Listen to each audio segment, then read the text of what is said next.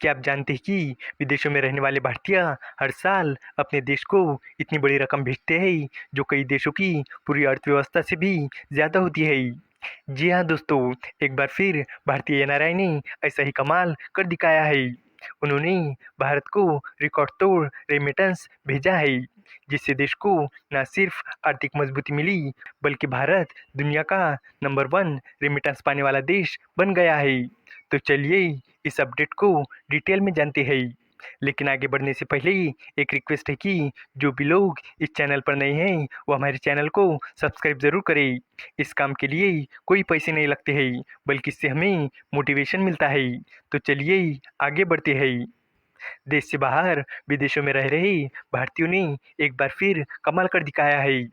विदेशों में रहने वाले भारतीय यानी एनआरआई ने बीते फाइनेंशियल ईयर में देश को रिकॉर्ड 135.46 बिलियन डॉलर भेजे हैं।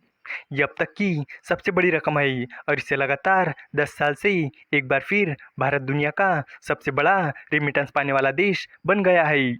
इसमें 14% की बढ़ोतरी हुई है और इसका बड़ा कारण अमेरिका, ब्रिटेन और सिंगापुर जैसे देशों में भारतीय स्किल्ड वर्कर्स की बढ़ोतरी है।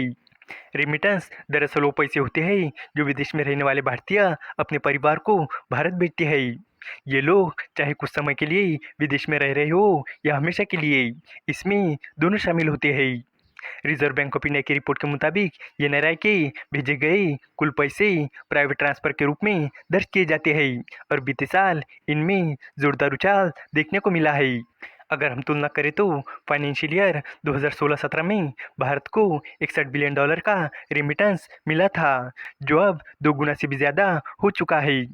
आरबीआई के मुताबिक ये पैसा भारत की कुल विदेशी कमाई का 10% से ज़्यादा है।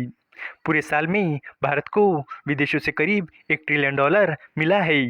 आरबीआई की एक रिपोर्ट में कहा गया है कि भारत उन देशों में शामिल है जहां से $200 ट्रांसफर करने का खर्च काफ़ी कम है। वर्ल्ड बैंक के आंकड़ों के मुताबिक भारत दुनिया में सबसे ज़्यादा रेमिटेंस पाने वाला देश बना हुआ है। 2024 में मेक्सिको 68 बिलियन डॉलर के साथ दूसरे नंबर पर था और चीन 48 बिलियन डॉलर के साथ तीसरे नंबर पर था।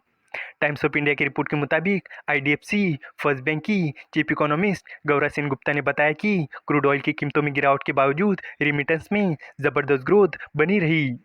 इसकी वजह यह है कि स्किल्ड वर्कर्स अब बड़ी संख्या में अमेरिका, यूके और सिंगापुर जैसे डेवलप देशों में जा रहे हैं। आरबीआई के आंकड़ों के अनुसार अमेरिका, ब्रिटेन और सिंगापुर से भारत आने वाले कुल रेमिटेंस का करीब 45% हिस्सा आता है। वो एक खाड़ी देश का योगदान घटा है क्योंकि वहाँ की कमाई तेल की कीमतों पर निर्भर करती है। गौर करने वाली बात यह भी है कि सॉफ्टवेयर सर्विसेज और बिजनेस सर्विसेज से होने वाली कमाई भी रेमिटेंस जैसी ही बड़ी है। दोनों ही कैटेगरी में पिछले साल 100 बिलियन डॉलर से ज़्यादा की इनकम दर्ज हुई है। रेमिटेंस और इससे जुड़े 3 बड़े सोर्स मिलकर भारत की कुल विदेशी कमाई का 40% से ज़्यादा हिस्सा देते हैं। आरबीआई की रिपोर्ट कहती है कि भारत को विदेशों से जितना पैसा एफडीआई के रूप में मिलता है उससे भी ज़्यादा पैसा भारतीय लोग विदेश से अपने घर भेजते हैं। यानी रेमिटेंस भारत के लिए एक मजबूत और भरोसेमंद कमाई का जरिया है। इतना ही नहीं, 2024 में रेमिटेंस ने भारत के ट्रेड डिफिसिट को भी काफ़ी हद तक कवर किया था। 287 बिलियन डॉलर के माल व्यापार घाटे का करीब 47% हिस्सा रेमिटेंस से मैनेज हुआ था। इस वीडियो का कंक्लूजन यही है कि विदेशों में रहने वाले भारतीय सिर्फ अपने परिवारों की मदद नहीं करते बल्कि देश की अर्थव्यवस्था को भी मजबूती देते हैं। हर साल जो पैसे वो भारत भेजते हैं उससे देश की बड़ी विदेशी कमाई होती है। इससे व्यापार घाटा कम करने और आर्थिक स्थिति को संभालने में काफ़ी मदद मिलती है। अमेरिका, ब्रिटेन और सिंगापुर जैसे देशों में काम करने वाले भारतीयों की बढ़ती संख्या से ये रकम और भी बढ़ रही है। कुल मिलाकर देश की तरक्की में एनआरआई एक बड़ी ताकत बन चुके हैं। उम्मीद है कि आपको ये जानकारी पसंद आई होगी और भी इसी तरह के इन्फॉर्मेटिव वीडियोस के लिए हमारे चैनल को सब्सक्राइब करें। धन्यवाद।